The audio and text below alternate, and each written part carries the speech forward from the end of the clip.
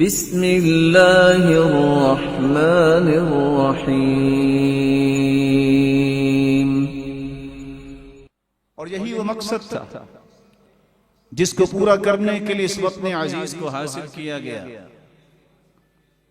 لیکن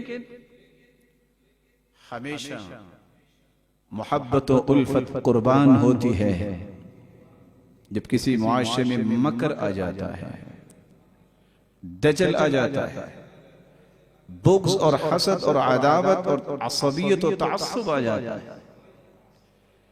جنہوں نے قربانیاں دی انہوں نے دے دی، جن کے ہاتھ آیا انہوں نے اس کو مکاری کا ایک میدان سجا دیا، اور آج وہ ملک جو لا الہ الا اللہ کلمہ توحید کے لیے اور اس کا یہ نعرہ تھا، اس کے لیے حاصل کیا گیا، آج اس اللہ کی توحید اور اس رسول اللہ صلی اللہ علیہ وسلم کی سنت اور طریقوں کی جگہوں پہ بدعات اور خرافات آ گئی۔